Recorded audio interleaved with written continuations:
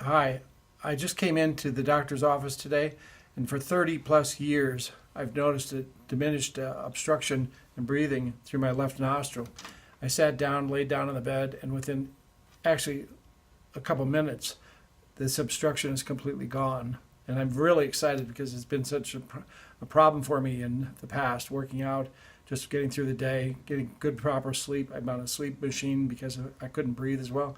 And I can now breathe better out of the left nostril than I could out of the right. But it's awesome. I'm so excited. Thank you so much, doctor. You're welcome.